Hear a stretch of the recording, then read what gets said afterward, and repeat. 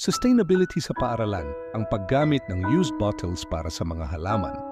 Sa aming paaralan, isang mahalagang bahagi ng aming mga proyekto ang pag-alaga sa kalikasan at pagpapanatili ng kalinisan. Sa tulong ng simpleng materyales tulad ng mga used bottles, nakakalikha kami ng mga solusyon na hindi lamang kapakipakinabang, kundi kaaya-aya rin sa kapaligiran.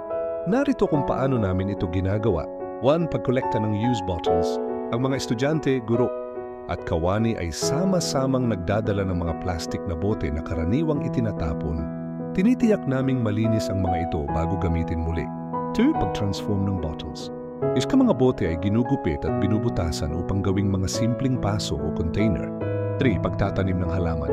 Ang mga bote ay tinataniman ng iba't ibang halaman tulad ng pechay, mustasa at iba pang gulay na madaling tumubo.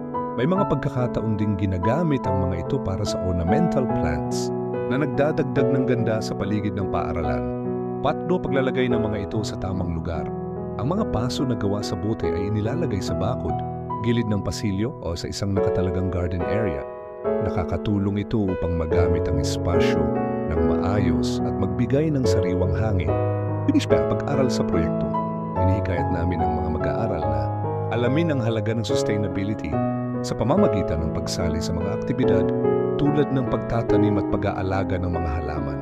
6. Mga benepisyo. Kalinisan. Nababawasan ang kalat dahil sa tamang paggamit ng plastic waste. Sustainability. Nakakapagtanim kami ng gulay na pwedeng magamit sa aming feeding program. Edukasyon. Natututo ang mga estudyante tungkol sa kahalagahan ng kalinisan sa aming paaralan.